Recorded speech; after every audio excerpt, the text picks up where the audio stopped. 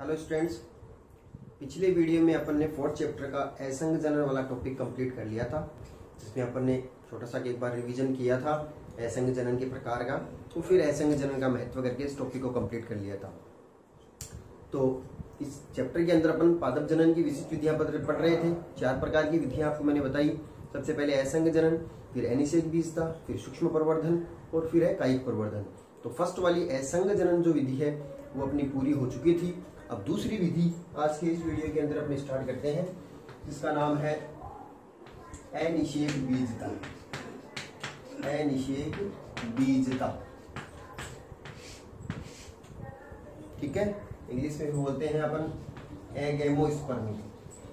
एगेमोस्पर्मी पादप जनन की विशिष्ट विधियों में दूसरी प्रकार की विधि है अनिषेक बीजता। देखो नाम से पता चल रहा है, और आपको फर्स्ट चैप्टर के अंदर भी ये परिभाषा आई थी। आपको याद आ रहा है तो फर्स्ट चैप्टर के अंदर भी अनिषेक बीजता की परिभाषा आ गई थी, वही परिभाषा यहाँ पर है। देखो नाम से पता चल रहा है अनिषेक बीजता, यानी बिना निषेचन के बीज तैयार होना अनिषेक बीजता है। अब इतना सा अपन नहीं लिखेंगे। तो अनिषेक बीजता में बीज जो होते हैं वो बिना निषेचन के तैयार होते हैं, मगर परिभाषा अपन इस प्रकार से दे सकते हैं कि ऐसे बीज जो बिना निषेचन के उत्पन्न होते हैं तथा ऐसे बीजों से जब नए पादप विकसित होते हैं तो ये प्रक्रिया अनिषेक बीजता कहलाती है। देखो इस प्रक्रिया के अंदर भी नए पादप को विकसित करने के लिए जो जनन इकाई है, यानी नॉर्मल अपन कोई भी पादप उत्पन्न करते हैं तो जनन इकाई क्या होती है? बीज होते हैं। बीज दिए जाते हैं अपन को, बीज जमीन में लगा दे, नए पादप विकसित हो जाते हैं। तो जनन इकाई इसमें भी बीज है, मगर ये बीज जो होते हैं ना, ये उन बीजों से थोड़े अलग प्रकार के हैं जो अपने सामान्य प्रकार के बीज थे।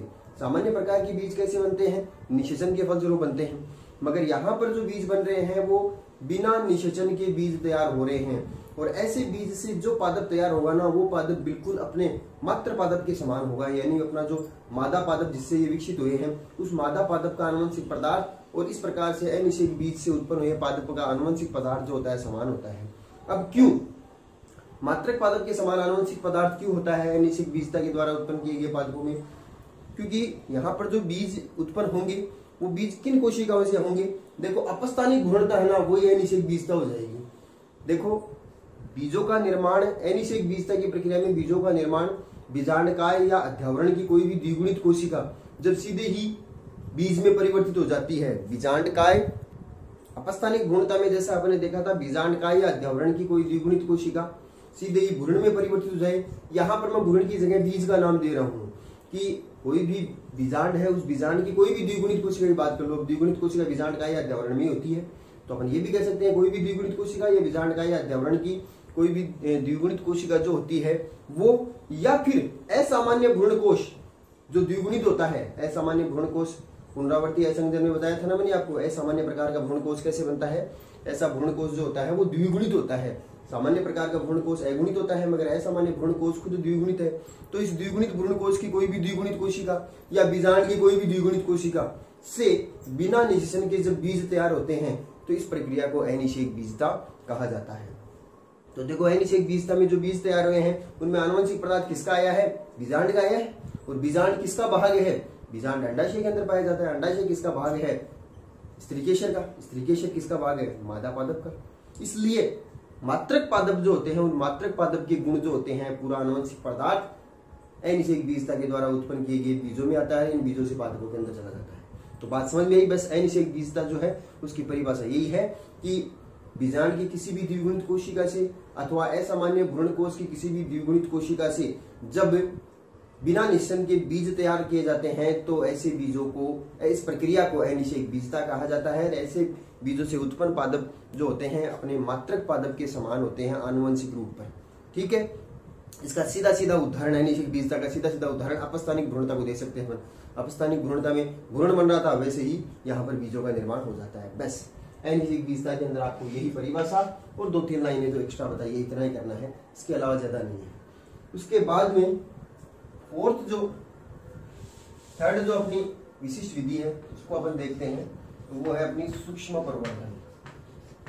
सूक्ष्म प्रवर्धन, माइक्रो प्रोपेगेशन। Micro propagation.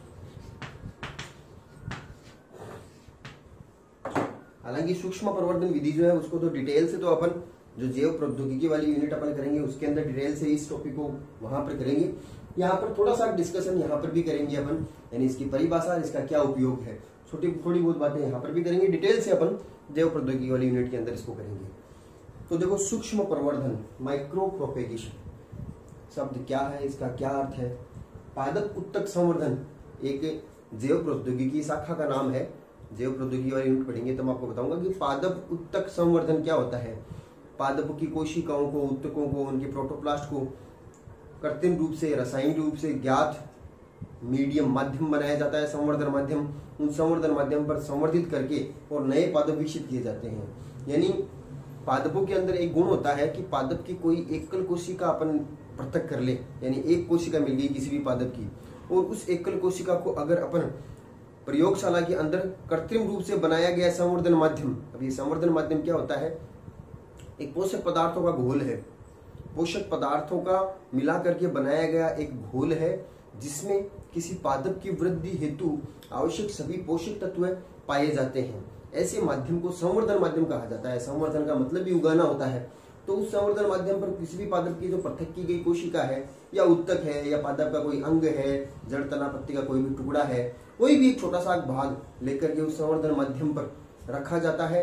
परिस्थितियां, निर्जीवीकृत परिस्थितियां उत्पन्न की जाती है, वातावरणीय परिस्थितियां प्रयोगशाला में वही दी जाती है जो प्राकृतिक रूप से बाहर नए पादप विकसित करने के लिए होती है। इन परिस्थितियों के अंदर वो जो एकल कोशिका है, उस एकल कोशिका से संवर्धन माध्यम पर नए पादप विकसित हो जाते हैं। यानी पादपों में ये गुण होता है कि केवल एक सिंगल सेल, केवल एक कोशिका जो होती है संपूर्ण पादप को उत्पन्न करने में सक्षम होती है। और पादपों में पाए जाने वाले इस गुण को पूर्ण शक्तता कहा जाता है। पूर्ण शक्तता, टोटिपोटेंसी, ये सब चीजें इस टॉपिक में नहीं है, ये जैव प्रौद्योगिकी में आएगी, मगर इसको थोड़ा सा एक्सप्लेन करने के लिए मैं ये चीज बता रहा हूँ कि पूर्ण शक्तता क्या है। तो एक सिंगल सेल, एक एकल कोशिका से अपन संपूर्ण पादप विकसित कर सकते हैं। किसमें? पादपों के अंदर। तो पादपों में ये गुण पाया जाता है। इस गुण को देखते हुए पादपों के अंदर क्या किया जाता है, कोई भी एक बड़ा पादप है, वृक्ष पूरा पेड़ है, उसकी कोई भी जड़ तना पत्ती का कोई टुकड़ा लिया या कोई कोशिका ली या उसका प्रोटोप्लास्ट लेकर के और प्रयोगशाला में उसको संवर्धित करा करके नए पादप विकसित किए जाते हैं। जैसे बीजों से नए पादप विकसित होते हैं, वैसे यहाँ पर भी पादपों को कायिक भाग यानी जड़ तना पत्ती का कोई भी टुकड़ा लेकर के और उसको संवर्धित करके नए पादप विकसित करते हैं। सेम ये कायिक जननी हो गया है जो अपन ने फर्स्ट चैप्टर के अंदर कायिक प्रवर्धन पढ़ा था, उसके अंदर भी तो जड़ तना पत्ती का कोई टुकड़ा लेकर के उसे नए पादप विकसित कर रहे थे, कृत्रिम कायिक जनन के अंदर कर रहे थे। पर सेम वही है, मगर उसमें अंतर यह था कि जो अपन स्तंभ कर्तन और मूल कर्तन के टुकड़े जो ले रहे थे उनको कहां पर लगा रहे थे, उन टुकड़ों को जमीन के अंदर ही लगा रहे थे। यहाँ पर मिट्टी नहीं है उगाने के लिए, यहाँ पर पूरा काम लैब के अंदर कांच के पात्रों में होता है और उन कांच के पात्रों में मिट्टी की जगह पर संवर्धन माध्यम होता है। तो ये सब चीजें इन पूरी प्रक्रिया के अंदर किया जा रहा है। पादपों के सूक्ष्म भागों का, जड़ तना पत्ती के छोटे छोटे टुकड़े सूक्ष्म भाग हो गए, उन सूक्ष्म भागों का प्रवर्धन कर रहे हैं अपन। प्रवर्धन का मतलब उनको बढ़ा रहे हैं। जो छोटा सा पत्ती का, जड़ का, तने का टुकड़ा लिया और उस टुकड़े से उगा करके उसको अपने पूरा पादप तैयार कर दिया, तो इसका मतलब प्रवर्धन कर लिया। यही प्रक्रिया सूक्ष्म प्रवर्धन है।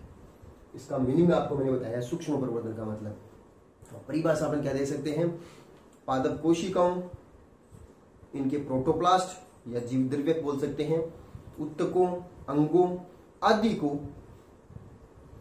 कृत्रिम रूप से या रासायनिक रूप से ज्ञात संवर्धन माध्यम पर संवर्धित करा करके नए पादप विकसित करने की जो प्रक्रिया है उसे सूक्ष्म प्रवर्धन कहा जाता है। ये परिभाषा हो गई है। इन जब नए पादप विकसित किए जाते हैं तो निर्जीवीकृत परिस्थितियां प्रदान की जाती है। निर्जीवीकृत परिस्थितियां मतलब जीवाणु रहित या कीटाणु रहित परिस्थितियां उत्पन्न की जाती है। तो इस निर्जीवीकृत परिस्थितियों में संवर्धन माध्यम के ऊपर, रासायनिक रूप से ज्ञात संवर्धन माध्यम के ऊपर पादप की किसी कोशिका, प्रोटोप्लास्ट या उत्तक को संवर्धित करा करके जब नए पादप विकसित किए जाते हैं तो ये प्रक्रिया जो है उसको सूक्ष्म प्रवर्धन कहा जाता है। ठीक है। अब ये सूक्ष्म प्रवर्धन जो है इसके क्या क्या लाभ है, यानी क्या लाभ है सूक्ष्म प्रवर्धन के, क्या फायदा है। ये काम तो अपन कृत्रिम कायिक जनन में कर रहे थे, मगर यहाँ पर लाभ, एक सबसे बड़ा लाभ सूक्ष्म प्रवर्धन का ये हो जाएगा कि यहाँ पर अपन क्या करेंगे, कम समय व सीमित स्थान या जगह पर कम समय और सीमित स्थान में अपन बहुत सारे पादपों को तैयार कर सकते हैं। देखो छोटा सा भाग लिया अपन ने पादप का, जड़ तना पत्ती का टुकड़ा लिया, तो छोटे से भाग को अपन संवर्धित करने के लिए छोटा सा कांच का पात्र सफिशिएंट है। लैब के अंदर अपन ऐसे बहुत सारे टुकड़े लेकर के बहुत सारे पादप तैयार कर सकते हैं। इसलिए कम समय में, अब एक समय के अंदर बहुत सारे अपन ने पादपों के छोटे छोटे टुकड़े हर अलग अलग संवर्धन माध्यम पर रख दिए, तो उस एक ही समय के अंदर बहुत सारे पादप विकसित हो जाएंगे। तो कम समय में और कम जगह में, तो सूक्ष्म प्रवर्धन का क्या लाभ हो गया है, कम समय और सीमित स्थान में अपन बहुत सारे पादपों को, असंख्य पादपों को तैयार कर सकते हैं।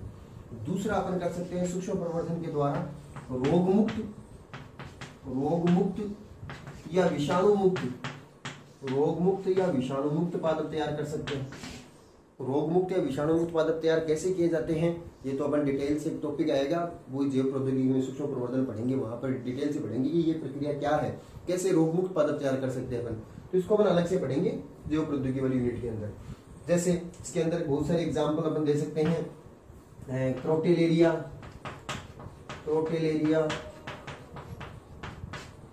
ग्लोडियस,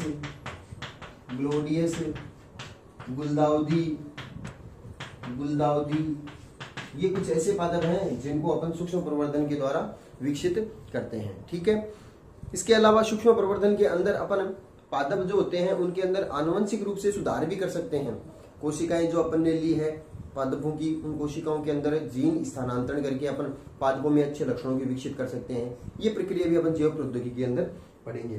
तो इस प्रकार से व्यापारिक स्तर के ऊपर पादपों को विकसित करने के लिए, यानी बहुत सारे पादप अपन को व्यापारिक स्तर पर कॉमर्शियल पर्पस पर तैयार करने हैं, तो सूक्ष्म प्रवर्धन विधि के द्वारा इन पादपों को तैयार किया जा सकता है।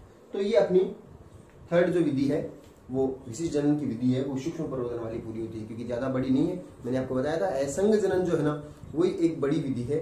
बाकी की 3 विधियां हैं, उनमें से कायिक प्रवर्धन अपना पूरा पढ़ा हुआ है, 2 जो है अपने छोटी छोटी कर ली है। ठीक है। मगर इस चैप्टर के अंदर अलग से अपन एक टॉपिक पढ़ेंगे जो काफी इंपॉर्टेंट टॉपिक है, वो है बहुभ्रूणता, जो अपन अगले वीडियो के अंदर क्लियर करेंगे। बहुभ्रूणता, पॉली एम्ब्रियोनी, इंपॉर्टेंट टॉपिक है। क्वेश्चन जो 1 नंबर का है वो इसमें से पूछे जाने की संभावना है, हालांकि असंग जनन में से भी पूछे जा सकते हैं, मगर बहुभ्रूणता वाला टॉपिक जो है वो ज्यादा इंपॉर्टेंट है, जिसको अपन अगले वीडियो के अंदर डिटेल से पढ़ेंगे। तो आज की वीडियो में अपन ने क्या पढ़ा है, अपन ने पादप जनन की विशिष्ट विधियों में 2 विधियां कंप्लीट कर ली है। एक तो की है अपन ने अनिषेक बीजता और दूसरा किया है सूक्ष्म प्रवर्धन। अगले वीडियो में बहुभ्रूणता वाला टॉपिक लेते हैं। Thank you.